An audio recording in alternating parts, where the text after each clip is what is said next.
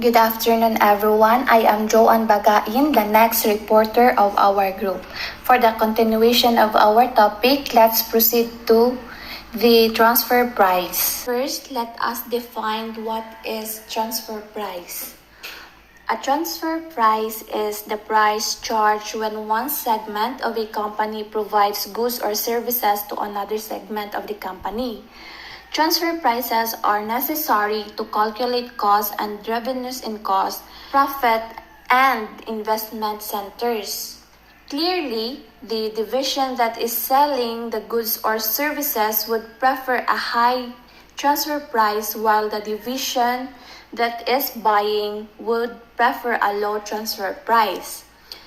Transfer prices may be established to promote goal congruence, make performance evaluations among segments more comparable, to transform a cost center into a profit center, to motivate managers and make them more entrepreneurial, and also to encourage development of beneficial services and promote cost consciousness of services provided. The appropriate transfer price should be the one ensures optimal resource allocations and promotes operating efficiency. So take note, guys, that the transfer prices are for internal use only. They are eliminated on external financial reports. Next, let's proceed to the general rules for choosing a transfer price.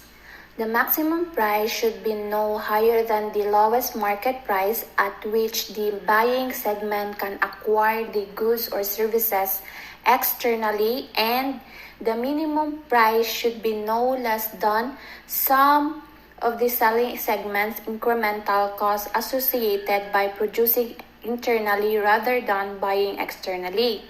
It is also important that the manager should understand how to compute and evaluate the transfer price. Next, I will be discussing what types of transfer prices are used in organizations and why are such prices used. Managers are intensely interested in how transfer prices are set, since transfer prices can have a dramatic effect on the reported profitability of a division. There are three common approaches are used to set transfer prices. First is to allow the managers involved in the transfer to negotiate their own transfer price. Second, set transfer prices at cost using either variable cost or full absorption cost. Third is to set transfer prices at the market price. From an economic perspective, it is like taking money out of one pocket and putting it into other. What does matter is how the transfer price affects the decisions made by the segment managers.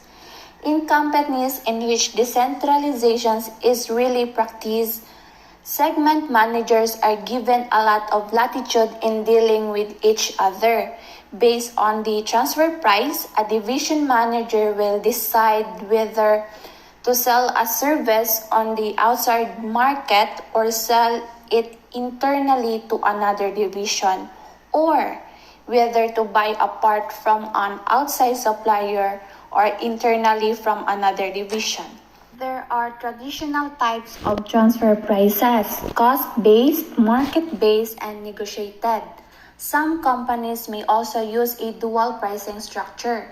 We will be consider each of these transfer pricing methods in turn, beginning with negotiated transfer prices.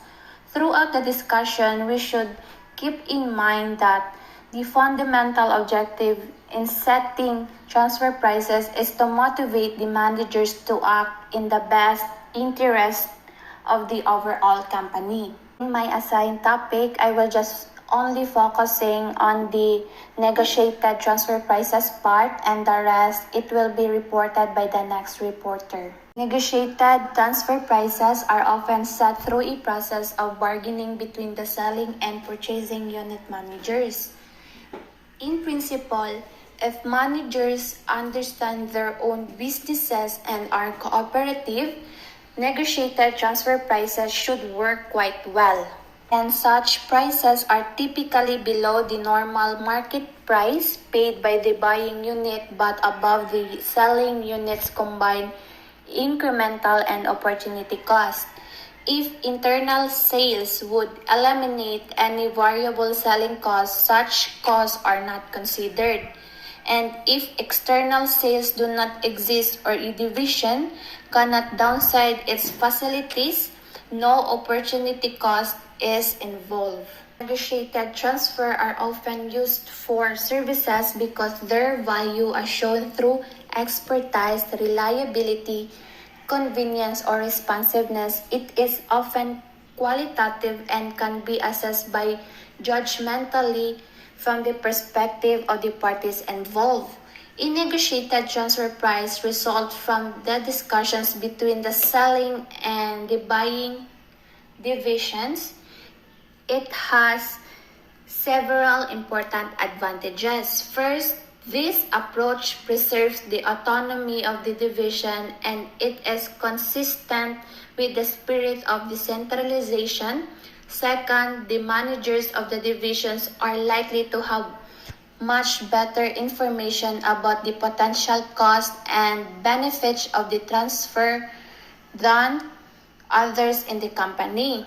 And when segment managers have the autonomy to sell or buy products externally, if internal negotiations fail, dysfunctional behavior and sub-optimization are possible.